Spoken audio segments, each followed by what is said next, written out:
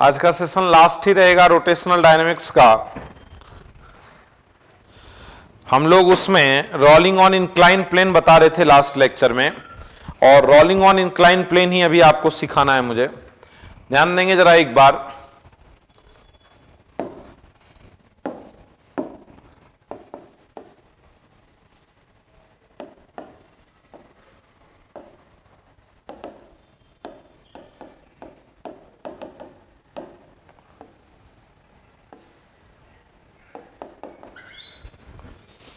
Rolling on incline plane,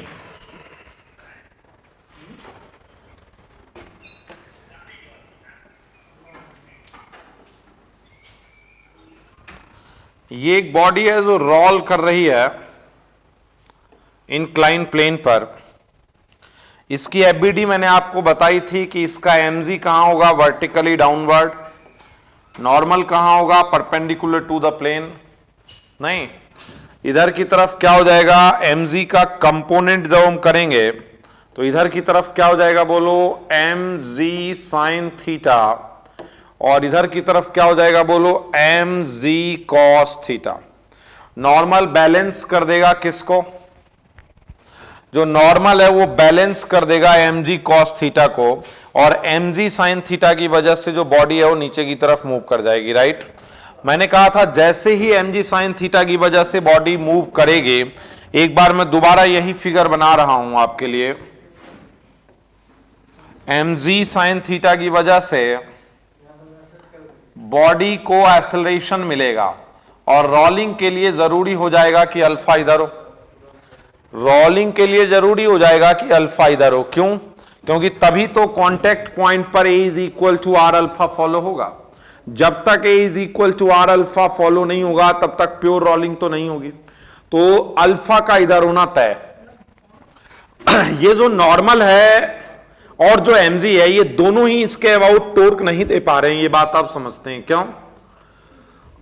both passing through this, right. तो अब friction की मजबूरी है कि फ्रिक्शन यदि दिखाई जाए तो फ्रिक्शन अपोजिट डायरेक्शन में होगा, और ये बात हमने लास्टली कह दिया था कि फ्रिक्शन का पीछे होना अब यहां पर हमारी मजबूरी है। राइट, क्यों? क्योंकि तभी तो उस सिचुएशन में R क्रॉस F इधर का टॉर्क पैदा करेगा जो टॉर्क चाहिए।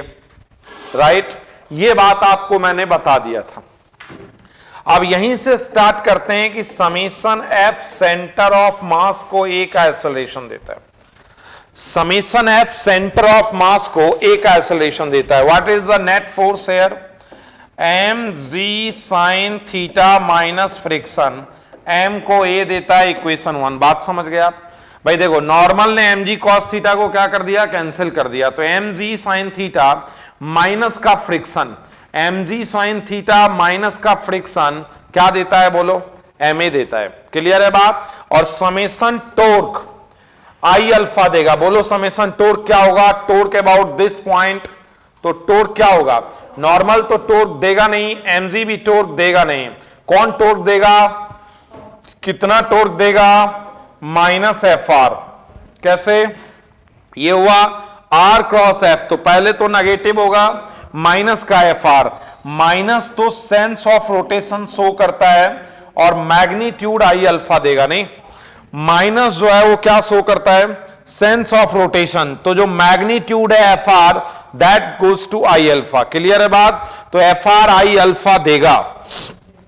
तो फ्रिक्शन कितना हो जाएगा, बोलो I by R alpha. Friction कितना हो जाएगा, I बाय आर अल्फा। और प्योर रोटेशन के लिए फ्रिक्शन क्या हो जाएगा, अल्फा A बाय आर कर दें क्या? प्योर रोलिंग कर रहा है ये बॉडी, तो A is equal to are alpha. तो फ्रिक्शन किसके इक्वल होगा, I by are square into A। मैं इसको इक्वेशन 2 कर देता हूं। ठीक, अब यदि फ्रिक्शन के बारे में जानना है तो अलग बात है, एक्सेलरेशन के बारे में जानना है तो अलग बात है। तो जो चीज हमें जाननी है वो हम निकाल सकते हैं। ठीक है, सबसे पहले मैं निकालता हूं acceleration of body. Acceleration of body, जो नीचे प्योर रोलिंग कर रही है उस बॉडी का एक्सेलरेशन क्या होगा। इक्वेशन 1 2 को ऐड कर दो। देखो, तो mg sine theta minus friction, ये देगा ma, और फ्रिक्शन देगा I by are square into A. Add कर दो यहां पर, ये हो जाएगा mg sin theta m plus I upon are square into A. What is the acceleration of the body? Acceleration क्या आ जाएगा बोलो? mg sin theta upon mg sin theta m plus I upon are square, m plus I upon are square, m से divide कर दो, क्या हो जाएगा? g sin theta 1 plus I upon m r square हो जाएगा कि नहीं हो जाएगा? राइट। आई को मैं m के स्क्वायर लिख सकता हूं क्या? हेयर के रेडियस ऑफ जायरेशन नहीं हो जाएगा क्या? हम लिख सकते हैं कि नहीं लिख सकते हैं बोलो भाई? मूवमेंट ऑफ इनर्शिया, मान लो कि ये डिस्क है, तो डिस्क का क्या होगा? हाफ एम आर स्क्वायर, तो के स्क्वायर की वैल्यू आर स्क्वायर बाय 2 रखेगा। तो हम आई को चाहें तो क्या लिख सकते हैं? एम के स्क्वायर, जहां के क्या है? उस बॉडी का रेडियस ऑफ जायरेशन है। तो क्या हो जाएगा बोलो? A is equal to g sine theta upon 1 plus m के square upon m r square. तो ए क्या हो जाएगा बोलो? G sine theta upon 1 plus के square by are square. Clear? Theta यदि सेम हो तो एक चीज तुम देख पा रहे हो कि जिसके लिए के स्क्वायर बाय आर स्क्वायर ज्यादा होगा उसके लिए एक्सेलरेशन जो है वो क्या होगा? कम होगा। के स्क्वायर बाय आर स्क्वायर की वैल्यू तुम लोगों को पता है क्या? रिंग के लिए या हॉलो सिलेंडर के लिए के स्क्वायर बाय आर स्क्वायर 1 होता है, सॉलिड सिलेंडर के लिए और डिस्क के लिए के स्क्वायर बाय आर स्क्वायर 1/2 होता है नहीं? हॉलो स्फेयर के लिए के स्क्वायर बाय आर स्क्वायर 2/3 होता है, सॉलिड स्फेयर के लिए के स्क्वायर बाय आर स्क्वायर 2/5 होता है नहीं? अरे बोलो। तो जिसका के स्क्वायर बाय आर स्क्वायर ज्यादा होगा उसका एक्सेलरेशन जो है वो क्या होगा? कम होगा। तो हम इंक्रीजिंग डिक्रीजिंग ऑर्डर में ये बात बना सकते हैं। समझ रहे हो बात? अच्छा ये बताओ, सबसे कम एक्सेलरेशन से कौन नीचे जा रहा होगा? सबसे कम एक्सेलरेशन से कौन नीचे जा रहा होगा? कम एक्सेलरेशन से। जिसका के स्क्वायर बाय आर स्क्वायर ज्यादा होगा तो सबसे कम एक्सेलरेशन से रिंग जाएगा, और सबसे ज्यादा एक्सेलरेशन से कौन नीचे जाएगा? Solid sphere. तो यदि इंक्लाइन पर सफिशिएंट फ्रिक्शन हो तो रोलिंग होगी, यदि इंक्लाइन पर सफिशिएंट फ्रिक्शन हो तो रोलिंग होगी। यस। और यदि इंक्लाइन पर सफिशिएंट फ्रिक्शन है तो सबसे ज्यादा एक्सेलरेट होके कौन नीचे जाएगा? Solid sphere. सबसे ज्यादा एक्सेलरेट होके कौन जाएगा? Solid sphere. और सबसे कम कौन जाएगा? रिंग। समझ रहे हो बात? तो एक्सेलरेशन हमने ये निकाल लिया है यहां पर, ये हमने फर्स्ट पॉइंट नंबर 1 कर लिया यहां पर। ठीक है। Rolling on incline plane, rolling on incline plane ये हमने देख लिया है। अच्छा, इसमें एक्सेलरेशन दूसरा मैं बता देता हूं, velocity when reach the ground. Second point इसका ए या बी हमने क्या काम में लिया है वो देख लेता हूं मैं। ए। बी में बताता हूं velocity when reach the ground. B में बता रहा हूं velocity when reach the ground, velocity when reach the ground. ठीक है, velocity when reach the ground. ठीक है ना? हम किसकी बात कर रहे हैं? Velocity when reach the ground. तो तुम्हें नीचे किस एक्सेलरेशन से रोल करती हुई बॉडी गिरेगी ये बात पता चल गई है कि नहीं पता चल गई है? तो रोल करती हुई डिस्टेंस कितनी कवर करेगी? ये एस डिस्टेंस कवर करेगी मान लो, या ये वाला एच है, ये वाला थीटा है। चलो मैं कह देता हूं V square is equal to you square plus 2as। यहां रेस्ट से स्टार्ट हुआ है, किस एक्सेलरेशन से गिरना स्टार्ट हुआ है? जी साइन थीटा 1 प्लस के स्क्वायर बाय आर स्क्वायर। और साइन थीटा किसके इक्वल है? H by S. तो एस को क्या लिख दूं? एच बाय, तो एस को लिख दो एच बाय साइन थीटा। तो साइन थीटा से sine theta cancel, 2gh1 plus के स्क्वायर बाय। तो रोल करते हुई यदि कोई बॉडी नीचे गिरेगी तो ग्राउंड पर पहुंचने के बाद क्या वेलोसिटी लेगी?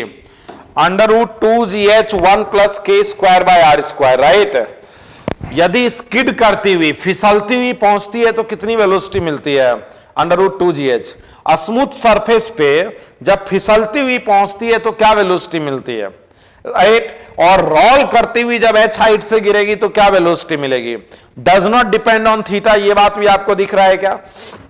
इसका मतलब समझ रहे हो ना कि एक सेम हाइट से, मैं एक सेम हाइट ले रहा हूं, ये हाइट एक सेम हाइट से अलग अलग एंगल हो तो भी मतलब थीटा पर डिपेंड नहीं करती। ये बात तो आपको समझ में आई गई।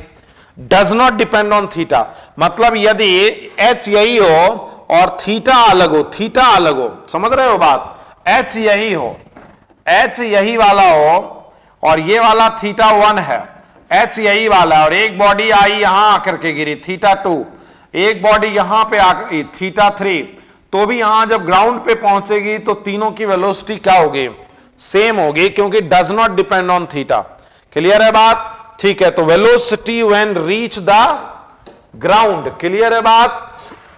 ओके, इसी का एक सेकेंड अप्रोच यहां और बना रहा हूं मैं, इसी का एक कौन सा अप्रोच और बना रहा हूं मैं, सेकेंड अप्रोच की velocity when reach the ground को और कैसे सोचें।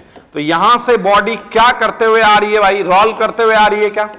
तो यहां से जब यहां आएगी बॉडी तो क्या घटी है, decrease in potential energy is equal to increase in rotational kinetic energy. और इंक्रीज इन काइनेटिक एनर्जी ना, अच्छा यहां से यहां तक पोटेंशियल एनर्जी कितनी घटी है और काइनेटिक एनर्जी क्या होगी बोलो, हाफ mv² 1 + k² नहीं होगी क्या? रोल करती हुई बॉडी की काइनेटिक एनर्जी कितनी होती है, प्योर रोलिंग कर रही बॉडी की काइनेटिक एनर्जी भाई यहां पर टोटल क्या होगा, हाफ mv² + हाफ i⍵² होगा ना जी। तुम चाहो तो इसको डायरेक्ट नहीं लिखो, तुम चाहो तो ऐसे लिख दो कि भाई क्या होगा, ट्रांसलेटरी प्लस रोटेटरी, क्योंकि यहां पर बॉडी दोनों चीजें कर रही है। ट्रांसलेटरी केवल कर रही होती तो इसमें जाता, लेकिन ट्रांसलेटरी प्लस रोटेशनल दोनों में है ना ये, तो क्या हो जाएगा बोलो, ये mgh is equal to half mv², moment of inertia in terms of radius of gyration, और v/r in pure rolling v is equal to r⍵, right. m से m हटा दो, gh is equal to v² by 2 plus 1/2 k² v²/r², यही ना, v²/2 common ले लो, 1 + k², तो v² क्या हो जाएगा, 2gh 1 + k²/r² का अंडर रूट, बोलो वही फॉर्मूला आएगा। यदि हम ऐसे देखें कि decrease in potential energy is increase in kinetic, लेकिन काइनेटिक कैसी, प्योर रोल कर रही बॉडी के पास काइनेटिक एनर्जी क्या होती है, दोनों होगी ना, डायरेक्ट भी फॉर्मूला कर सकते थे, हाफ mv² 1 + k²/r², ठीक है। अच्छा, friction required for pure rolling में सी नंबर पे बता रहा हूं, सी नंबर पे मैं बता रहा हूं यहां, friction required for pure rolling, बहुत क्वेश्चन बनता है इस पर इस टॉपिक पर, rolling on incline plane part बहुत क्वेश्चन बनते हैं, दिमाग में रखें आप, ठीक है। तो friction required for pure rolling, friction required for pure rolling, pure rolling के लिए फ्रिक्शन रिक्वायर्ड, दो फॉर्मूले थे, ये फ्रिक्शन निकालो ना, यहां पे फ्रिक्शन था ये है ना, और एक्सेलरेशन पता चल गया, फ्रिक्शन कितना था, I/r² इंटू a, I को क्या लिख दूं, mk², और एक्सेलरेशन क्या आया है, g sin θ 1 + k²/r², तो ये हो गया mg sin θ k²/r² upon 1 + k²/r², divide कर दो, mg sin θ 1 upon k²/r² + 1, k²/r² से डिवाइड कर दो, ठीक है। तो फ्रिक्शन क्या हो जाएगा, mg sin θ 1 + 1 upon k² + r², this is the friction required for pure rolling. Pure rolling के लिए कम से कम इतना फ्रिक्शन रिक्वायर्ड होगा, समझ रहे हो बात। अच्छा, minimum coefficient of friction for pure rolling, D minimum coefficient of friction, minimum coefficient of friction for pure rolling. आखिर ये बताओ फ्रिक्शन कौन देता है जी, म्यू एन देता है ना। नॉर्मल यहां किसके बराबर था, एम जी, इससे ज्यादा तो नहीं हो सकता है ना फ्रिक्शन, जबकि फ्रिक्शन तुमको चाहिए कितना, ये कम से कम ज्यादा होना चाहिए, ये कम से कम फ्रिक्शन इतना पैदा हो सकता है, ये ज्यादा होना चाहिए एम जी साइन थीटा 1 + 1 अपॉन के स्क्वायर बाय आर स्क्वायर। इसको समझ पाए तुम? यस, बिल्कुल रिपीट कर देंगे तेजस्वी, सी नंबर बिल्कुल रिपीट कर देंगे। Friction required for pure rolling, तुम देखो फ्रिक्शन का फॉर्मूला क्या आया है, यहां देखो हमने दो फॉर्मूले बनाए थे ना, M ji sine theta minus friction M A देता है, और फ्रिक्शन किसके इक्वल है, I upon are square into A. अब मैंने एक्सेलरेशन का फॉर्मूला जब अचीव कर लिया तो इस फॉर्मूले में रख दूं यदि एक्सेलरेशन की वैल्यू, तो friction required for pure rolling आ जाएगा कि नहीं आ जाएगा। तो friction required for pure rolling, ये देखो friction required for pure rolling I upon are square, I को हमने ये लिख दिया और एक्सेलरेशन को हमने ये लिख दिया, ठीक है। ओके, तो क्या हो जाएगा बोलो, ये M ji sine theta K square by are square 1 upon this, K square by are square से ऊपर भी और नीचे भी डिवाइड कर दो, डिवाइड करोगे तो ये वाला 1 हो जाएगा और ये हो जाएगा 1 अपॉन के स्क्वायर बाय आर स्क्वायर। तो friction required for pure rolling m ji sine theta upon 1 + 1 upon के square plus are square. Friction required for pure rolling m ji sine theta upon 1 + 1 upon के square upon are square. Clear है बात? ठीक है। अब friction कम से कम pure rolling के लिए इतना चाहिए, जबकि फ्रिक्शन कौन देगा भाई, फ्रिक्शन क्या हो सकता है, कायदे से जो हमारा फिगर था उस फिगर पे आओ। फ्रिक्शन नॉर्मल किसके बराबर है जी, एम जी कॉस थीटा। तो what is the maximum friction, maximum friction पीछे क्या हो सकता है, म्यू एन। तो वो ज्यादा होना चाहिए ना कम से कम रोलिंग के लिए रिक्वायर्ड फ्रिक्शन से। भाई पीछे की तरफ फ्रिक्शन की मैक्सिमम वैल्यू क्या हो सकती है, म्यू एन। नॉर्मल किसके इक्वल है, एम जी कॉस थीटा के इक्वल है। तो जो मैक्सिमम फ्रिक्शन है वो कम से कम रोलिंग के लिए रिक्वायर्ड फ्रिक्शन से क्या होना चाहिए, ज्यादा। जबकि रोलिंग के लिए रिक्वायर्ड फ्रिक्शन का फॉर्मूला क्या आया है, ये आया है ना। तो फ्रिक्शन की जो वैल्यू है वो रोलिंग के लिए रिक्वायर्ड फ्रिक्शन से जब ज्यादा होगा तभी तो रोल कर पाएगी बॉडी। mg से mg कैंसिल है ये, और म्यू ज्यादा होना चाहिए sine theta by cos theta, tan theta 1 + 1 upon के स्क्वायर बाय आर स्क्वायर। तो इससे यदि ज्यादा होगा तो ही बॉडी प्योर रोल करेगी, इससे यदि ज्यादा होगा तो ही बॉडी, नहीं तो स्किड करेगी बॉडी, रोल नहीं कर पाएगी। तो यदि फ्रिक्शन की value tan theta upon 1 + 1 upon के स्क्वायर बाय आर स्क्वायर से ज्यादा होगी तो बॉडी जो है वो क्या कर पाएगी, रोल कर पाएगी। This is the minimum coefficient of friction required for pure rolling, right. ठीक है। अब ये ज्यादा भी पैदा करेगा तो फ्रिक्शन लगेगा इतना ही, लेकिन कम से कम म्यू इससे ज्यादा होना चाहिए ताकि वो रोल कर पाए। यदि रोल कर रही है तो फ्रिक्शन की वैल्यू किसके बराबर होगी, यदि बॉडी रोल कर रही है तो what is the friction, mg sin theta 1 + 1 upon के स्क्वायर बाय आर स्क्वायर। लेकिन रोलिंग हो इसके लिए कॉफिशिएंट ऑफ फ्रिक्शन जो है वो इससे ज्यादा होना चाहिए, समझ रहे हो बात, तभी रोल कर पाएगी बॉडी। ओके। टाइम, एक और पॉइंट पे बता देता हूं, time taken to reach the ground, time taken to reach the ground, time taken to reach the ground. Ground तक पहुंचने में क्या समय लगेगा, हम लोग इसकी बात कर रहे हैं। Time taken to reach the ground, जरा सिचुएशन समझना एक बार।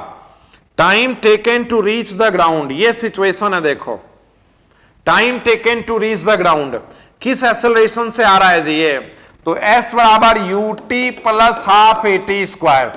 ट्रांसलेटरी मोशन में इसको s डिस्टेंस कवर करनी है और a का एक्सेलरेशन है, तो s = u0। एक्सेलरेशन क्या है, g sin theta upon 1 + k square by are square और t स्क्वायर। s क्या है, ये वाला थीटा, ये वाला h, तो sine theta is equal to h by s, और s is equal to h by क्या हो जाएगा, s is equal to h by sine theta is equal to half g sine theta 1 plus k square by are square into T square into क्या, तो क्या हो जाएगा T square 2h by G, 2h by G, देखो 2h by G 1 plus के square by are square, 2h by G 1 plus, देखो 2h by G 1 plus this upon sine square theta, तो time हो जाएगा 1 by sine theta under root 2h by G 1 plus के square by are square. ये बताओ किसको ज्यादा time लगेगा पहुंचने में, जिसका के स्क्वायर बाय आर स्क्वायर ज्यादा होगा, जिसका भी ज्यादा होगा उसको टाइम ज्यादा लगेगा पहुंचने में, राइट। तो सबसे ज्यादा टाइम किसको लगेगा, रिंग को लगेगा और हॉलो सिलेंडर को लगेगा, रिंग को लगेगा और हॉलो, और इसका किससे ज्यादा लगेगा, होलोस्फेयर, होलोस्फेयर से ज्यादा लगेगा क्योंकि 2/3 होता है K square by are square, right. तो इसका वैल्यू 1, इसका 2/3 होलोस्फेयर, और इसका ज्यादा लगेगा डिस्क और सिलेंडर से, डिस्क और सॉलिड सिलेंडर, डिस्क और सॉलिड सिलेंडर का बराबर लगेगा, और इसको ज्यादा लगेगा सॉलिड स्फेयर से। तो सबसे कम समय में यदि इन सब को छोड़ा जाए तो कौन पहुंचेगा, सॉलिड स्फेयर पहुंचेगा। सबसे कम समय में कौन पहुंचेगा, सॉलिड स्फेयर, जिसका भी के स्क्वायर बाय आर स्क्वायर सबसे कम होगा वही सबसे कम टाइम लेगा। सेम इंक्लाइन थीटा पर h हाइट से सबको छोड़ा जाए, डिस्क को, रिंग को, सॉलिड स्फेयर को, होलोस्फेयर को, तो विच रीच फर्स्ट, सॉलिड स्फेयर सबसे पहले पहुंचेगा। समझ रहे हो बात, एक्सीलरेशन भी उसी का सबसे ज्यादा था और सॉलिड स्फेयर पहुंचेगा भी सबसे पहले, टाइम सबसे कम, के स्क्वायर बाय आर स्क्वायर जिसका कम होगा टाइम भी उसका कम लगेगा। समझ रहे हो बात। तो इन पॉइंटों पर क्या बन जाता है, क्वेश्चन बन जाता है, और बड़ा डायरेक्ट क्वेश्चन बनता है, डायरेक्ट क्वेश्चन बनता है। इसीलिए हमें एक टेबल बनाने की जरूरत पड़ी।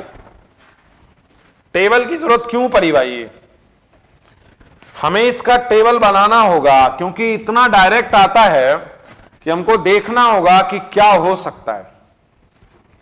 ऊपर में इतना पॉइंट ऊपर ले रहा हूं एक बार, यहां मैं सबसे पहले रिंग के लिए चालू करता हूं। पहला मैं लिखता हूं रिंग, ठीक है, और दूसरा रिंग और होलो सिलेंडर, इन दोनों का एक साथ स्टडी करते हैं भाई। नहीं, इन दोनों की स्टडी एक साथ क्यों हो सकती है, हां, डिस्क और सॉलिड सिलेंडर, इन दोनों की स्टडी एक साथ करते हैं भाई, डिस्क और, अच्छा, और होलोस्फेयर, होलोस्फेयर और solid sphere, solid sphere, K square by are square about its own axis, इसका 1, इसका 1/2, इसका 2/3 और इसका 2/5। Acceleration A sine theta K square plus are square, यदि इंक्लाइन प्लेन पर रोल करती हुई गिर रही है तो एक्सेलरेशन इसका क्या होगा, half ji sine theta.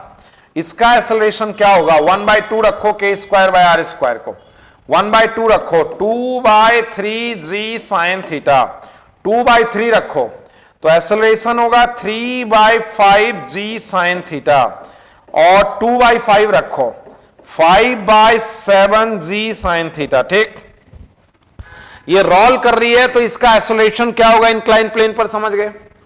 Velocity when reach the ground क्या होता है बोलो, √2gh 1 प्लस के स्क्वायर बाय, ठीक है, बोलो 1 रखो, √gh 1/2 रखो, 4/3GH 1/2, 2 ऊपर चला जाएगा, 4/3, अच्छा 2/3 रखो तो 6/5 हो जाएगा क्या, 2/3 रखो तो 5 और 6, ठीक है, और 2/5 रखो तो 10/7 हो जाएगा क्या। बहुत फेमस क्वेश्चन बनता है भाई, बहुत ही फेमस क्वेश्चन बनता है क्या, कि यदि सॉलिड स्फीयर रोल करता हुआ एच हाइट से गिर रहा है तो किसी इंक्लाइन पर, तो what is the its velocity at the surface, √10/7GH। सिर्फ फॉर्मूला रखना है, टिक मारना है, डायरेक्ट क्वेश्चन बनता है, समझ रहे हो बात। अच्छा टाइम टेकन के बारे में बताओ, टाइम क्या लगता है, 1/sin θ 2h/z 1 + k² यही टाइम लगता है ना जी। फ्रिक्शन क्या चाहिए बोलो यहां, mg sin θ 1 + 1/k²/r²। और कॉफिशिएंट ऑफ फ्रिक्शन मिनिमम कितना चाहिए, minimum coefficient of friction for pure rolling 1 + k²/r², ठीक है। डायरेक्ट इन सब पर क्वेश्चन बन जाता है, डायरेक्ट, समझ रहे हो बात। बोलो यहां पर क्या हो जाएगा, टाइम क्या लगेगा, यदि रिंग गिर रहा है तो क्या टाइम लगेगा, 1/sin θ और यहां 1 रखोगे ना तो हो जाएगा 4h/z। अच्छा और बताओ, यहां पर 1/2 रखोगे क्या हो जाएगा, 3h/z, 1/sin θ √3h/z, नहीं 1/2 रखो तो 3/2, 2 से 2 कैंसिल, अच्छा 2/3 रखो, बोलो 2/3, 5/5, 2/3 तो 5/3, 10/3 हो जाएगा क्या। अरे ये वैल्यू तुम खुद रखो भाई, इनमें हम कुछ नहीं कर सकते हैं, वैल्यू खुद रखो। अच्छा बोलो ये क्वेश्चन तुमसे पूछा जाए कि what is the minimum coefficient of friction for solid sphere for pure rolling, तो यहां पर क्या रखोगे बोलो, 2/5 5/2 हो जाएगा ना, तो म्यू क्या हो जाएगा बोलो, tan θ 1 + 2/5, तो क्या हो जाएगा ये, तो ये हो जाएगा 2/7 tan θ। What is the minimum coefficient of friction required, what is the minimum coefficient of friction required for a solid sphere to roll on incline. Yes, बहुत फेमस क्वेश्चन है, बहुत बार आ चुका है, तो फॉर्मूला तुम रखो, अब क्या दिक्कत है इसमें, कोई दिक्कत है तो इन सब को पुट कर लेना, ये दिस इज नेसेसरी। अच्छा यहां भी क्या हो जाएगा बोलो, फ्रिक्शन कितना चाहिए, mg sin θ 1 + 2/5, 5/2 हो जाएगा ना, तो फ्रिक्शन क्या चाहिए, 2/7। What is the friction required minimum for pure rolling, 2/7 mg sin θ, 2/7 mg। तो क्वेश्चन आएगा, तुम टेबल को फिल कर लो क्योंकि इस पर क्वेश्चन आएगा, समझे बात। ओके तो ये वाली बात जो है, इस पर बहुत क्वेश्चन बनाया हुआ होगा, यहां पे बहुत सारा क्वेश्चन होगा यहां, ठीक है। तो आप इसको खुद करेंगे, अब इसमें मैं कुछ ज्यादा नहीं बताऊंगा, बहुत ज्यादा मैं नहीं बताऊंगा क्योंकि अब ये सब खुद करोगे, समझ रहे हो बात। ए सॉलिड स्फीयर रोल, तो what is the acceleration to reach the bottom, तुमको पता है एक्सेलरेशन क्या होगा, वैल्यू पुट कर देना भाई, राइट। तो सब कुछ इसमें दिया हुआ है, राइट, और खुद करोगे। मैं एक क्वेश्चन जो बता रहा हूं वो एक इंपॉर्टेंट क्वेश्चन बता देता हूं पहले आपको, वन इंपॉर्टेंट क्वेश्चन है यार, क्लियर। लगभग बातें हमारे बीच में हो चुकी हैं, अब कुछ ऐसा नहीं है जो हुआ नहीं है, क्लियर है बात। एक बार देख लें, एक एग्जांपल जो देखो, जो फॉर्मूला बेस्ड है वो अब नहीं बता रहा हूं, लेकिन जो एक इंपॉर्टेंट एग्जांपल है वो मैं आप लोगों को बता देता हूं। कहता है कि एक सॉलिड स्फीयर लूं, डिस्क लूं, या आई मोमेंट ऑफ इनर्शिया और आर रेडियस की एक बॉडी को ट्रांसलेटरी मोशन v0 दिया जाता है। Translatory, a velocity is given to a body of mi, I and radius r, ठीक है।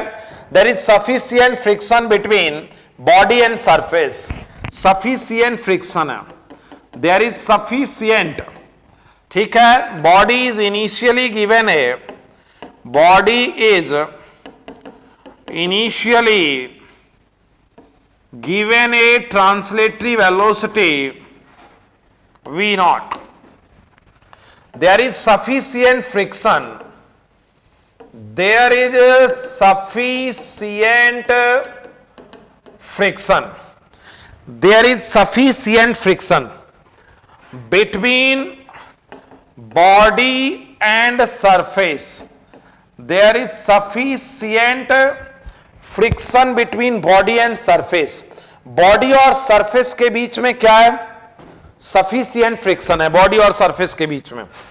After how much time, after how much time it start rolling, it start rolling, ये rolling शुरू कर देगा, ये बात तय है, क्योंकि फ्रिक्शन चाहता है कि रोलिंग शुरू हो। हमने दिया है ट्रांसलेटरी मोशन, लेकिन थोड़ी देर के बाद ये रोलिंग स्टार्ट कर देगा, ये बात तय है, ठीक है। When it start rolling, its velocity becomes, when it start rolling, its velocity becomes, क्या velocity हो जाएगी इसकी? Before it start rolling, ये सब क्वेश्चन पूछा जाता है। Before it start rolling, how much distance it cover? How much distance it cover, कितनी दूर चलने के बाद इसकी रोलिंग स्टार्ट हो जाएगी। तो ये 3-4 तरह के क्वेश्चन यहां पर बन सकते हैं। और मैंने बताया भी था कि एक सरफेस पर एक बॉडी को ट्रांसलेटरी मोशन दो, एक सरफेस पे एक बॉडी को क्या दो, ट्रांसलेटरी मोशन दो, लेकिन थोड़ी देर बाद वो क्या स्टार्ट कर देता है, प्योर रोलिंग स्टार्ट कर देता है, क्योंकि फ्रिक्शन चाहता है कि क्या हो, रोलिंग हो, फ्रिक्शन चाहता है कि रोलिंग हो, समझ रहे हो बात। तो ये सिचुएशन हो जाएगी। अब चलो इसके सॉल्यूशन की तरफ हम लोग चलते हैं, सॉल्यूशन की तरफ हम लोग चलते हैं। यहां पर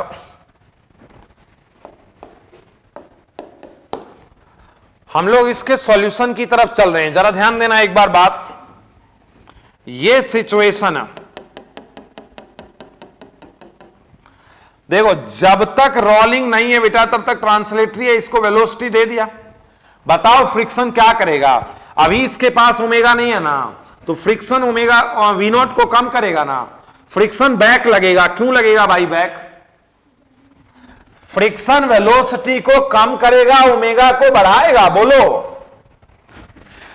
तुम्हें बताया था ना कि यदि रोलिंग नहीं हो रही हो तो फ्रिक्शन चाहता है कि रोलिंग कराए, तो वेलोसिटी को कम करेगा और ओमेगा को बढ़ाएगा कि कुछ समय बाद v बराबर आर ओमेगा हो जाए, राइट। अच्छा ये बताओ फ्रिक्शन की वैल्यू अभी कितनी होगी? अभी mg नीचे और नॉर्मल ऊपर, तो नॉर्मल किसके इक्वल हुआ? mg। अभी फ्रिक्शन किसके इक्वल होगा? Mu mg। अभी क्या डी एक्सेलरेशन पैदा करेगा ना, अभी फ्रिक्शन क्या करेगा? डी एक्सेलरेशन पैदा करेगा। कितने का? ma। भाई यही एक फोर्स है और कोई फोर्स नहीं है कहीं भी। भाई देखो नॉर्मल ने mg को बैलेंस कर दिया और मैंने कोई फोर्स नहीं लगाया है, तो जो फोर्स है वो यही है और ये डी एक्सेलरेशन पैदा करेगा। केवल फ्रिक्शन कितने का डी एक्सेलरेशन पैदा करेगा? म्यूजी का। After time T velocity becomes, after time T ये वेलोसिटी को कम करेगा। कितना कम करेगा बोलो? v बराबर u plus at। Initial velocity क्या है? v not. डी एक्सेलरेशन क्या है? म्यूजी। ये हुआ इक्वेशन 1। ये बात समझे क्या? अरे भाई जब तक रोलिंग नहीं हो रही तब तक फ्रिक्शन तो यही है ना म्यू mg, और म्यू mg से डी एक्सेलरेट होगा बॉडी, तो इस रेट से बॉडी का एक्सेलरेशन वेलोसिटी घटेगा और ओमेगा बढ़ेगा। क्या बढ़ेगा? तो ओमेगा कौन बढ़ाएगा बताओ? समेशन टोर्क क्या हुआ बोलो? Minus F R. कैसे? ये होगा ना टोर्क। अरे टोर्क स्टार्ट होगा केवल यहां से, कितना? समेशन टोर्क क्या होगा? माइनस का एफ आर। ना तो mg टोर्क देगा और ना ही नॉर्मल टोर्क देगा। तो टोर्क क्या देता है बोलो? आई अल्फा। तो प्योर रोलिंग तो बाद की बात है, अल्फा क्या हो जाएगा अभी?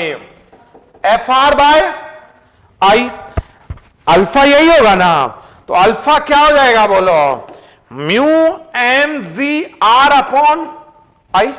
अरे फ्रिक्शन कितना है, म्यू एम जी ना, तो इस रेट से ये एंगुलर एक्सेलरेशन स्टार्ट करेगा, तो ओमेगा आफ्टर टाइम टी क्या हो जाएगा बोलो, ओमेगा बराबर omega naught plus alpha T.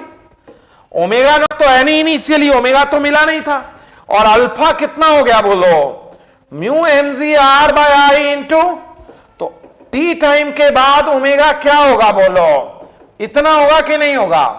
और let after time T rolling start, let after time T rolling start, let की टी टाइम के बाद रोलिंग स्टार्ट हो जाती है, तो टी टाइम के बाद क्या फॉलो होना चाहिए, v बराबर आर ओमेगा फॉलो होना चाहिए।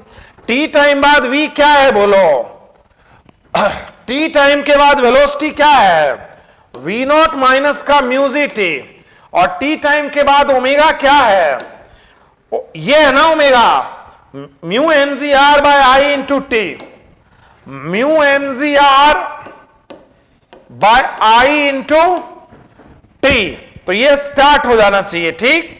तो क्या हो जाएगा, v बराबर mu g t plus mu M G are square upon I into t. I को लिख दूं क्या, मैं क्या लिख दूं आई को, mu M G are square upon M के स्क्वायर लिख दूं आई को, और एम के स्क्वायर, एम से M cancel, mu G common 1 plus are square by, mu G common 1 plus are square by K square into T.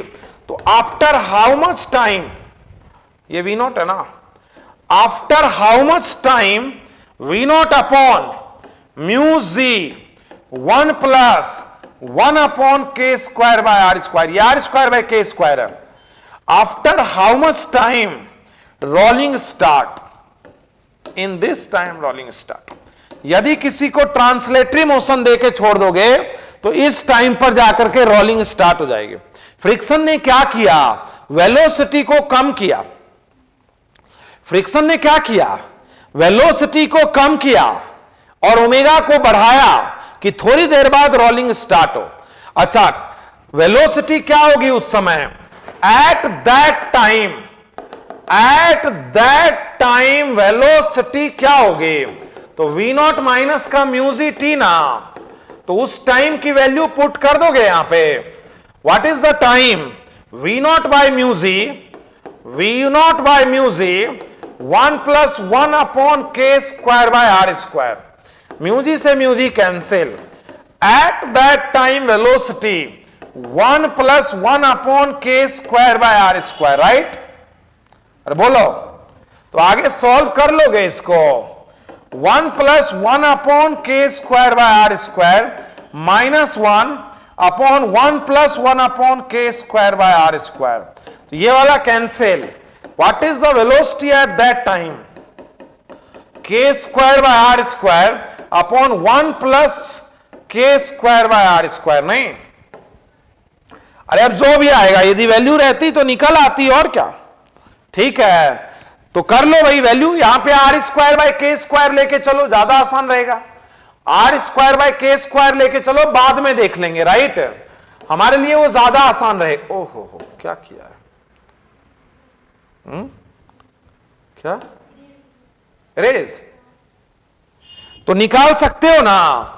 और बोलेगा कि डिस्टेंस क्या ट्रेवल करेगा, तो s is equal to u t plus half a t square, समझ रहे, या v square is equal to you square plus, erase हो गया तो कोई बात नहीं, लेकिन you have to find from this formula, put t here, right, और v square is equal to you square plus 2as, v क्या है, वी फाइनल, उस समय जो वेलोसिटी आएगी ना जी, यहां से वेलोसिटी का वैल्यू आएगा उस समय, वो रख देना, वी नॉट स्क्वायर, और डी एक्सेलरेशन क्या है, म्यूजी और एस, तो put V here, put V which you find from here, समझ रहे हो बात, तो आ जाएगा कि नहीं आ जाएगा।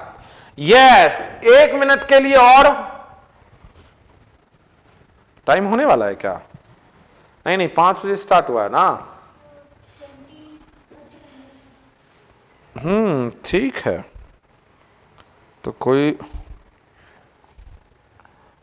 दिक्कत नहीं है फिर, है ना, अभी है टाइम। आराम से करवा देंगे तब तो। ये समझ गए हो सब काम। एक बार बेसिक बात यहां बता देता हूं मैं, एक बार बेसिक बात यहां बता देता हूं कि बॉडी को इनिशियली ट्रांसलेटरी वेलोसिटी स्किड कराया गया है, लेकिन थोड़ी देर बाद बॉडी जो है वो रोल करने लगेगा। फ्रिक्शन की टेंडेंसी होगी कि वो वेलोसिटी को कम करे, यहां तो ओमेगा है ही नहीं, तो वेलोसिटी को कम करे और अल्फा बढ़ाए ताकि ओमेगा आए, तब ना रोलिंग स्टार्ट होगी। तो फ्रिक्शन शुरू में क्या होगा, पीछे लगेगा भाई, क्योंकि वेलोसिटी है, फ्रिक्शन पीछे, डीएसेलरेट करेगा, वेलोसिटी को कम करेगा, टॉर्क देगा, अल्फा आएगा, अल्फा से ओमेगा जनरेट होगा और थोड़े समय बाद प्योर रोलिंग होगी। अब जब होगी तो V is equal to R omega. समझ रहे हो बात? अरे क्लियर है? तो इस पर भी बड़ा फेमस क्वेश्चन बनता है ये कि चाहता है कि रोलिंग स्टार्ट हो, कौन? फ्रिक्शन ये चाहता है कि रोलिंग स्टार्ट हो। क्लियर? टॉपलिंग।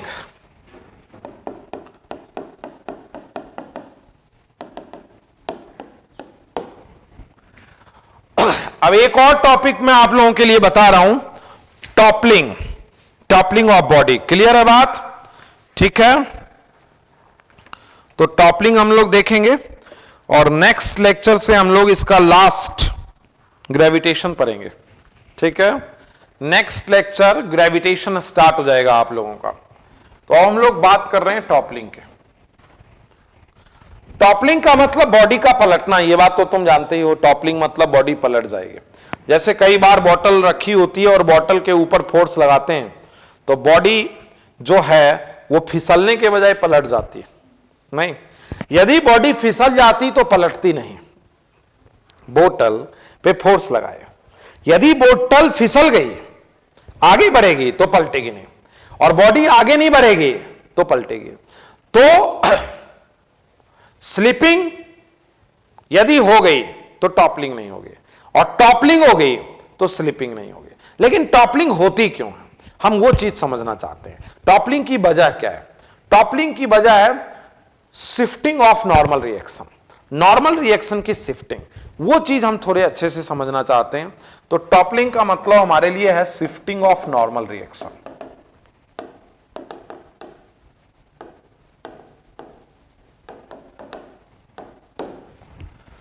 जरा समझना, toppling shifting of normal reaction, toppling shifting of normal reaction. जरा देखो, मैं एक कंडीशन बना रहा हूं, मैं एक कंडीशन बना रहा हूं, जरा समझना बात।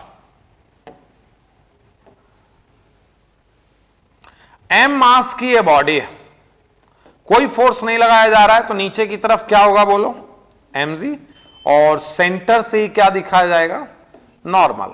ना तो बॉडी फिसलेगी, रेस्ट में है बॉडी, रेस्ट में है बॉडी, इसका मतलब ट्रांसलेटरी इक्विलिब्रियम भी है और रोटेटरी इक्विलिब्रियम है। बॉडी रेस्ट में है, इसका मतलब है कि ट्रांसलेटरी इक्विलिब्रियम भी है और रोटेशनल इक्विलिब्रियम भी है। ट्रांसलेटरी भी है और रोटेशनल भी है, दोनों तरह के इक्विलिब्रियम है यहां पर। ठीक है, ओके। अब इस सिचुएशन पर जरा ध्यान देना।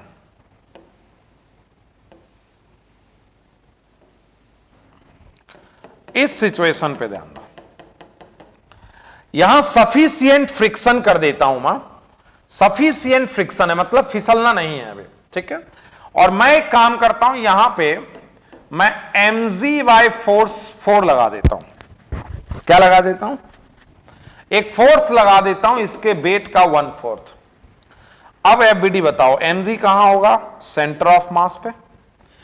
ठीक, ये बात तय हुआ कि अभी फ्रिक्शन भी है तभी बॉडी रेस्ट में, बॉडी रेस्ट में है तो फ्रिक्शन की वैल्यू इस समय क्या है, mg/4। मैंने बोल ही दिया है कि सफिशिएंट फ्रिक्शन है, इसका मतलब तुम समझ रहे हो, तुम फ्रिक्शन की चिंता मत करो, जितना तुमको चाहिए अभी है, राइट। जब मैं बोलता कि फ्रिक्शन इतना ही है तब तुम चिंता करो कि कहीं बॉडी स्किड तो नहीं कर गई, लेकिन अभी मैं कह रहा हूं सफिशिएंट फ्रिक्शन है, चिंता मत करो तुम, राइट। तो फ्रिक्शन है, तो फ्रिक्शन कितना होगा यहां, जितना फोर्स लगाएंगे उतना ही होगा, फ्रिक्शन तो सेल्फ एडजस्टिंग है, तो जितना फोर्स लगाया उतना ही होगा।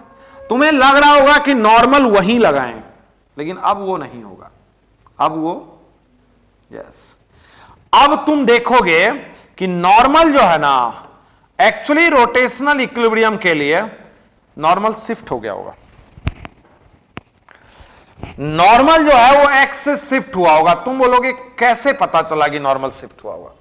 बॉडी रेस्ट में है तो समेशन एफ भी 0 है और समेशन टो भी 0 है। समेशन एफ 0 कब होगा? जब mg/4 इधर जो लगाया उसको फ्रिक्शन इक्वेट कर दे, और जब नॉर्मल को इक्वेट कर दे mg, तो ये हो गया समेशन f0। अब तुम देखना चाहोगे समेशन टॉर्क 0, नहीं, समेशन f0, तो mg/4 और फ्रिक्शन बराबर है और नॉर्मल और mg/4 बराबर है। अब तुम देखना चाहोगे क्या? अब तुम देखना चाहोगे समेशन टॉर्क 0। अच्छा, इसके अबाउट टॉर्क निकालो, क्योंकि बॉडी को पलटना यदि होगा तो उसी के अबाउट पलटेगा। तुम एक आइडिया लो, ऐसे एक सरफेस पे कोई बॉडी रखी हुई है ऐसे, और हम ऐसे फोर्स लगा रहे हैं। किसी सरफेस पे बॉडी ऐसे रखी हुई है और हम ऐसे फोर्स लगा रहे हैं, तो बॉडी कहां से पलटेगा? कैसे पलटेगा बॉडी? इसके अबाउट ना, तो बॉडी इसके अबाउट पलटेगा। नहीं पलटेगा तो भी रेस्ट है, लेकिन बॉडी पलटेगा किसके अबाउट? इसके अबाउट, ठीक है? तो टिप के अबाउट बॉडी पलटेगा, तो टिप के अबाउट बोलो समेशन टॉर्क 0 करो। समेशन टॉर्क, हालांकि इक्विलिब्रियम किसी के अबाउट हो सकती है, जब इक्विलिब्रियम है तो किसी के अबाउट निकालो, लेकिन रोटेट हो तो जिसके अबाउट रोटेट हो उसके अबाउट निकालो। अभी इक्विलिब्रियम है तो चाहे तुम इसके अबाउट निकाल लो, इसके अबाउट, लेकिन इसके अबाउट निकालने से तुम्हें यह अंदाजा हो रहा है कि बॉडी का पलटना यदि होता तो इसके अबाउट हो जाता। समझ रहे हो बात? तो अब बात समझना समेशन टॉर्क। देखो, एक तो फ्रिक्शन का टॉर्क नहीं होगा, बाकी सबका टॉर्क होगा। क्यों? क्योंकि फ्रिक्शन ओ से गुजर रहा है। नहीं, बोलो mg का टॉर्क क्या होगा? mg का r क्रॉस f, r मैं सबका अलग बना देता हूं, r cross f negative minus का समेशन टॉर्क क्या होगा? माइनस का, इसकी साइड को मैं a ले लेता हूं, a साइड का एक क्यूब है, ये a साइड का क्यूब ले लेता हूं मैं, ये तो ये a है, तो माइनस का mg/4 इंटू a। चलो इसका टॉर्क बोलो, इसका, इस mg का पॉजिटिव, प्लस का mg इंटू a/2, नहीं ये डिस्टेंस क्या है? a/2। अच्छा, इसका टॉर्क बोलो, इतना ही है ना केवल? अरे परपेंडिकुलर डिस्टेंस, तो क्या होगा? r और f, तो r क्रॉस f नेगेटिव, तो माइनस का, ये नॉर्मल है, माइनस का normal into a minus x. ये बात आप समझे क्या? अरे ये नॉर्मल है, तो नॉर्मल की लाइन पर परपेंडिकुलर डिस्टेंस, तो ये वाला डिस्टेंस क्या बचा है? यहां से यहां तक a/2, तो यहां से यहां तक a/2 माइनस, तो a/2 माइनस एक्स। और ये समेशन टॉर्क क्या है? बॉडी नहीं पलट रहा है, बॉडी रेस्ट में है, तो समेशन टॉर्क क्या है? तो समेशन टॉर्क 0, देखो करो 0, मैं लिख देता हूं mg/4 प्लस का normal into a/2 minus X is equal to mg into a/2। Normal किसके इक्वल है भाई? नॉर्मल किसके इक्वल है? mg के, mg हटा दो, mg a/4 plus a/2 minus X is equal to a/2। नहीं क्या? अच्छा 1/4 है ये,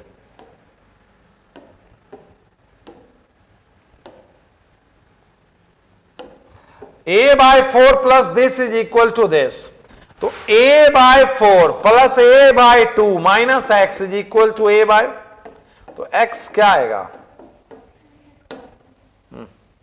ये कटेगा, x इज इक्वल टू क्या आएगा? a/4। इसका मतलब तुम क्या समझे वो बताओ? इसका मतलब तुम क्या समझे हो? अरे भैया नॉर्मल शिफ्ट हो गया है, यदि नॉर्मल यही रहता तो समेशन टॉर्क 0 नहीं हो पाता। समझ रहे हो बात? नॉर्मल की शिफ्टिंग हो गई है, तब जाकर के बॉडी बैलेंस है। समझ रहे हो? इस केस में इसके अबाउट जो है वो बैलेंस है। क्यों? क्योंकि जितना टॉर्क इसने उतना टॉर्क इसने, बॉडी बैलेंस है। लेकिन जैसे ही तुमने फोर्स लगाया ना किसी पॉइंट पर, नॉर्मल शिफ्ट हो गया। यदि नॉर्मल शिफ्ट नहीं होता तो बॉडी पलट जाती, नॉर्मल और शिफ्ट हो जाएगा, लेकिन एज से तो ज्यादा शिफ्ट नहीं होगा। तो नॉर्मल का एज पर चला जाना ही टॉपलिंग है। अरे नॉर्मल इधर शिफ्ट हुआ, मैं फोर्स को बढ़ा देता हूं, नॉर्मल किनारे पे आ जाएगा। अब कहां जाएगा? अब तो नहीं जा पाएगा। तो उसके बाद तो बॉडी को क्या करना पड़ेगा? टॉपल करना पड़ेगा। समझ रहे हो बात? तो मैं बढ़ा देता हूं, मैं फोर्स बढ़ा देता हूं, जरा देखना, देखो मैं कितना फोर्स लगाऊं। मैं यही पूछ लेता हूं कि मैं क्या फोर्स लगाऊं कि इक्विलिब्रियम के लिए mg इधर, फ्रिक्शन वही है सफिशिएंट, नॉर्मल शिफ्ट होके कहां चला जाए? एज पर। Normal shifted to edge, normal तो फिसलेगा ना, नॉर्मल एज पर चला जाए तो क्या फोर्स लगाऊं? राइट है, सफिशिएंट फ्रिक्शन है। क्या है? फ्रिक्शन की चिंता नहीं है, अभी सिर्फ देखना चाहते हैं। किसकी चिंता नहीं है? फ्रिक्शन की। राइट है, तो एज पर चला जाएगा mg/2 के लिए। कैसे? देखो समेशन एफ को करो 0, तो इस फोर्स को इक्वेट करेगा कौन? फ्रिक्शन। mg को इक्वेट करेगा कौन? नॉर्मल। समेशन टॉर्क को करो 0, ये दोनों तो इसी से गुजर रहे हैं, एक तो नॉर्मल और एक फ्रिक्शन। तो नॉर्मल का टॉर्क 0, फ्रिक्शन का टॉर्क 0। एक इसका कितना? -mg/2, 2 का तो 0 नहीं, प्लस का mg/2, और इसका कितना? ये a है, इसका कितना? प्लस का f इंटू a, अरे f ना, और इधर क्या है? ये डिस्टेंस क्या है? a। तो बोलो ये क्या हो जाएगा? ये किसका? माइनस का। यस यस, तो mg/2 f इंटू a, तो फोर्स कितना हो जाए? mg/2 जैसे ही फोर्स लगेगा normal shifted to the edge. इसका मतलब क्या हुआ? As f greater than mg/2 body topple.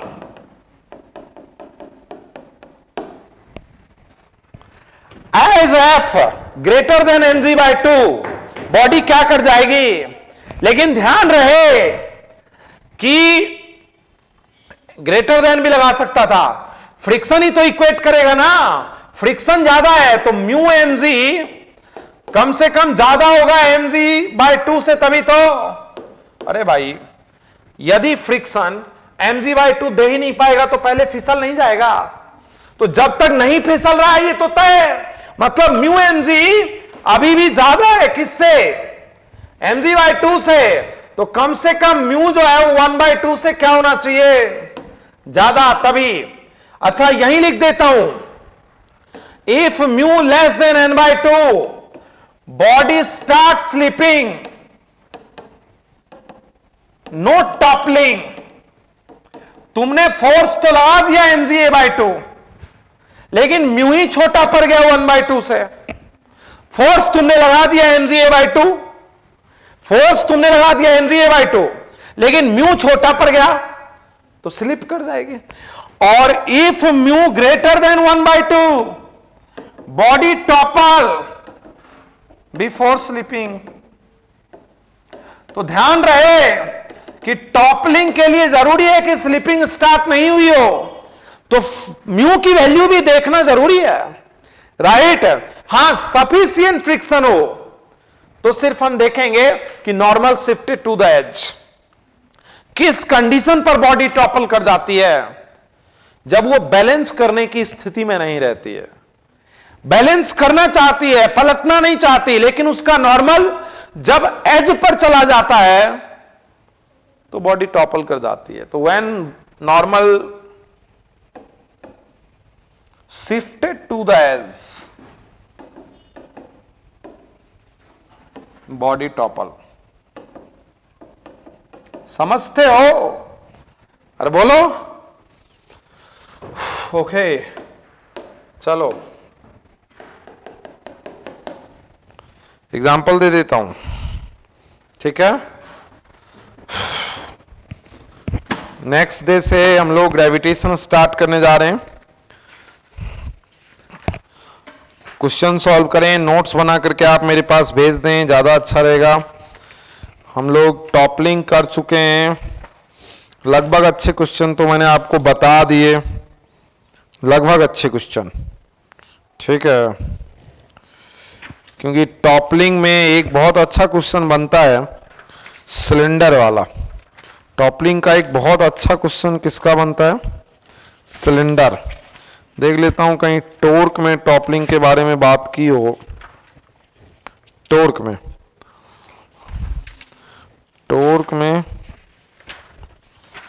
Toppling का क्वेश्चन, टॉपलिंग डायनामिक्स टॉपलिंग क्या, कोई बात नहीं, टॉपलिंग चलो ज्यादातर क्वेश्चन तो हो जाएंगे, मैं ही करा देता हूं। एक बड़ा फेमस क्वेश्चन है टॉपलिंग का, वो वाला करवा देता हूं, ठीक है। टॉपलिंग का मतलब समझ गए हो? Normal shifted to the edge. बड़ा फेमस क्वेश्चन है, एक करवा देता हूं। एक सिलेंडर है आर रेडियस और एच हाइट का,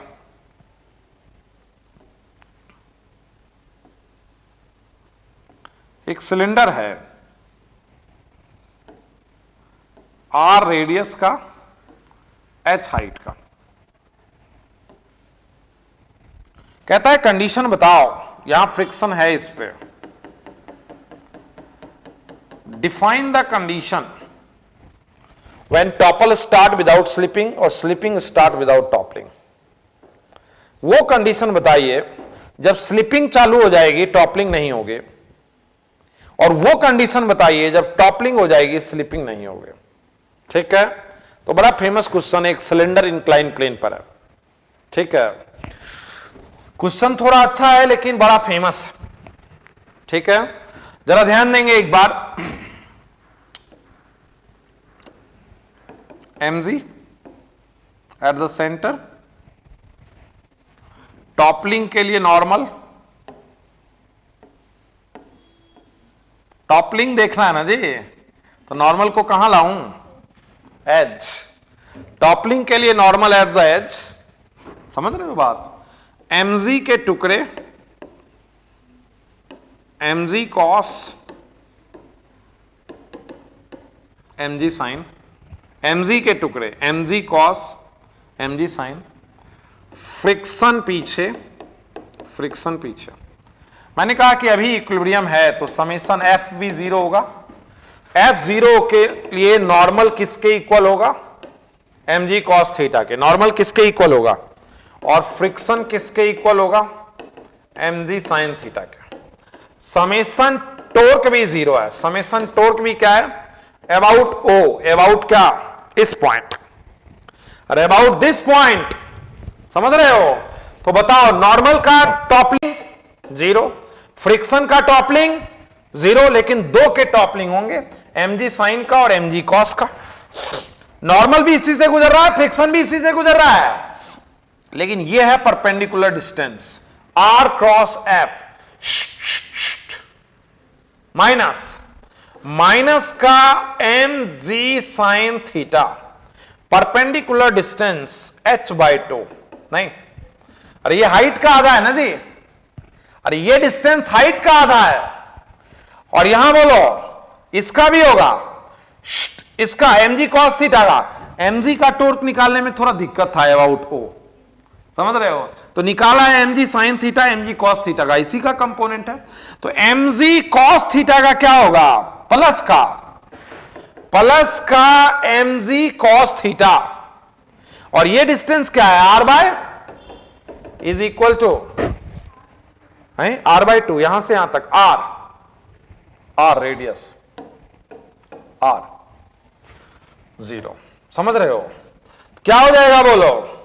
mg sin theta 2h by 2 mg cos theta into R, mg से कैंसिल, नहीं तब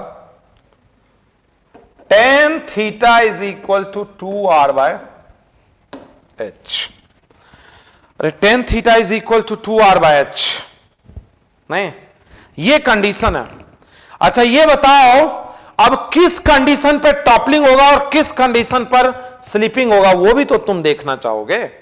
अरे फ्रिक्शन वाली कंडीशन भी तो देखना चाहोगे। अच्छा ये बताओ, जिस समय टॉर्क की वैल्यू नेगेटिव हो जाएगी, क्योंकि फाइनली इसको टॉपल होना है इसके अबाउट, टॉपलिंग किसके अबाउट होना है? इसके अबाउट, और इसके अबाउट बॉडी को इधर पलटना है, तो फाइनली टॉर्क का नेगेटिव होना तय है। तो टॉर्क नेगेटिव कब होगा?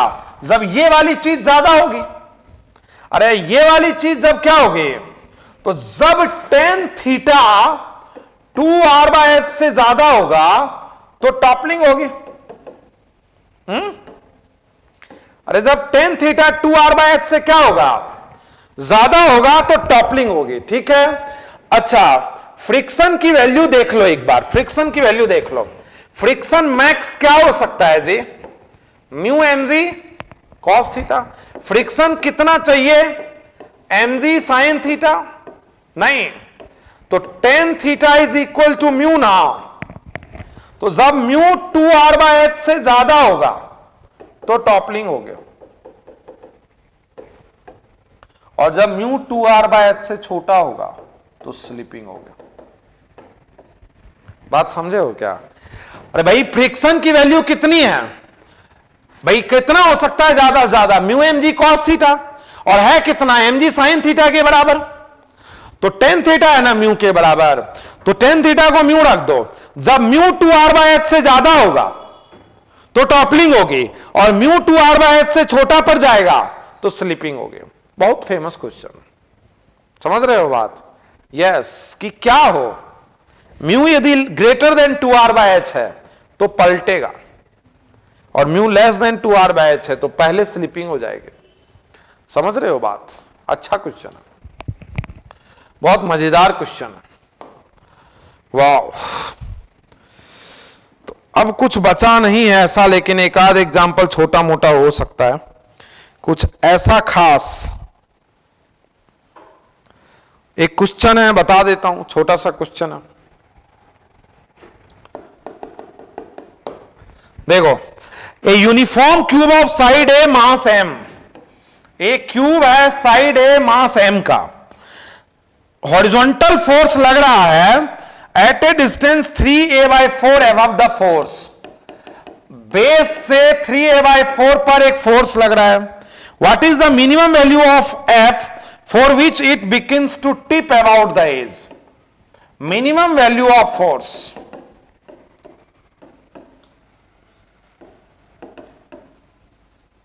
For which it topple. तो तुम ही बताओ ना टॉपल कब होगा? फ्रिक्शन के बारे में तो बोल ही नहीं रहा, मतलब सफिशिएंट फ्रिक्शन रहा होगा। क्या लगाएं तुम ही बताओ। तो mg नीचे, नॉर्मल एट द एज, क्योंकि टॉपलिंग के लिए नॉर्मल कहां? As per. फ्रिक्शन कहां? यहां। अच्छा, समेशन f 0, तो फ्रिक्शन इक्वेट करेगा f को और नॉर्मल इक्वेट करेगा mg को। समेशन टॉर्क भी 0, तो फ्रिक्शन और नॉर्मल का तो रहा नहीं, ये किसका रहा? कितना? नेगेटिव 3a/4, नेगेटिव 3a/4, ये किसका रहा?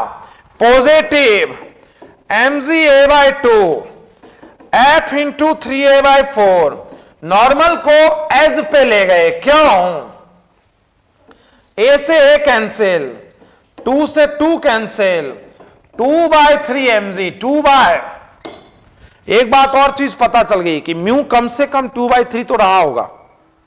म्यू 2/3 से ज्यादा रहा होगा, क्यों?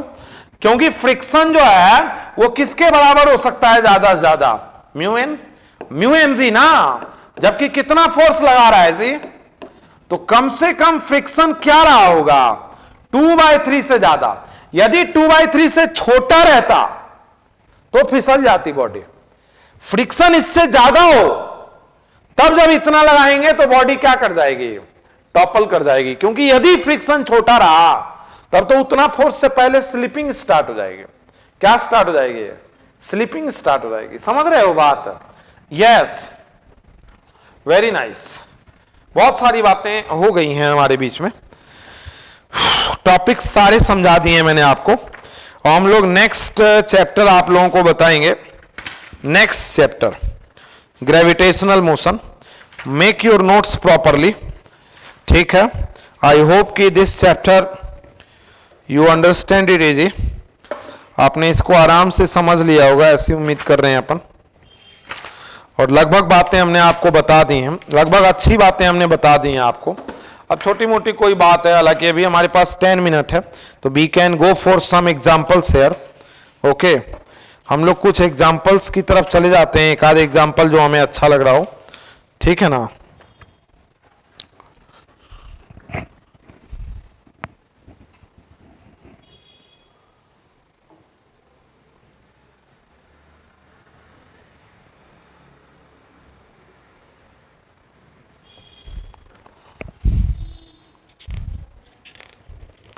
कुछ अच्छे क्वेश्चन तो तुम लोग बाद में भी कर सकते हो, लगभग चीजें हम लोगों ने बता दी है, क्योंकि अब कुछ ऐसा दिख नहीं रहा है जो छोटे मोटे क्वेश्चन का आंसर तुम लोग दे सकते हो कि नहीं दे सकते हो। अब तुम लोग भी दे सकते हो अब छोटे मोटे क्वेश्चन का आंसर। जैसे बोल रहा है कि यूनिफॉर्म सॉलिड डिस्क, तो what is the minimum coefficient of friction, तो डिस्क के लिए बता दोगे कि नहीं बता दोगे। जैसे एक क्वेश्चन आया यहाँ पे 39 नंबर कि डिस्क के लिए मिनिमम कोफिशिएंट ऑफ फ्रिक्शन क्या होता है, तो फॉर्मूला याद रखोगे ना जी, 1 + 1/k²/r²। Question number 39 page number 154। तो क्या करोगे, डिस्क के लिए क्या होगा, डिस्क के लिए 1/2 होता है ना, तो tan थीटा क्या हो जाएगा, 1/3 tan थीटा हो जाएगा क्या, बोलो। अरे डिस्क के लिए, प्योर रोलिंग के लिए मिनिमम कोफिशिएंट ऑफ फ्रिक्शन बताइए, तो यही होगा ना डिस्क के लिए मिनिमम कोफिशिएंट ऑफ फ्रिक्शन, ठीक है। तो जितनी चीजें पूछ रहा है बहुत छोटी बातें हैं, और हम लोग अब आराम से कह रहा है कि एक sphere roll down on incline plane, what is the acceleration of sphere reaches the bottom, acceleration of sphere reaches the bottom. Question number 23 है, यस क्वेश्चन नंबर 23 है, पेज नंबर 151 पे कह रहा है कि स्फीयर है जो रोल होता है, तो एक्सेलरेशन क्या होता है जी, g sin थीटा 1 + k², तो g sin theta solid sphere, यदि नहीं दिया है तो सॉलिड ही मानेंगे हम, g sin थीटा 7/5, तो ये क्या होगा जी 5/7 g, what is the acceleration on inclined this, यही होगा ना, बोलो, अरे बोलो। फिर एक क्वेश्चन कह रहा है 26 नंबर क्वेश्चन नंबर 26 कह रहा है इसी में, पेज नंबर 151 पे क्या कह रहा है, a solid sphere of mass 1 kg, mass 1 kilo, radius 10 centimetre, roll on incline from height 7 centimetre, velocity, height जो है वो है 7 metre, velocity reach the ground, तो वेलोसिटी का फॉर्मूला क्या होता है, √2gh 1 + k²/r² ना, तो क्यों फिर पूरा निकालने की तो जरूरत ही नहीं है, 2 × 10 × 7 और 1 + बोलो k² स्फीयर है ना जी, तो काहे के लिए ये सब मास वास रेडियस यूज करेंगे, मास रेडियस यूज करने की ज्यादा जरूरत ही नहीं है यहाँ, 7/5, तो ये हो जाएगा 10 × 10, तो वेलोसिटी कितनी हो जाएगी यहाँ 10 मीटर पर सेकेंड वेलोसिटी हो जाएगी कि नहीं हो जाएगी, तो वेलोसिटी इज 10 मीटर पर सेकेंड। क्लियर है बात, यस, अरे क्लियर है ना, हाँ गुड, चलो मजा आ गया।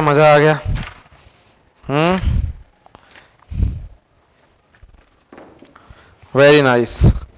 तो थोड़ा क्वेश्चन लगा लो, very nice, very nice, very nice.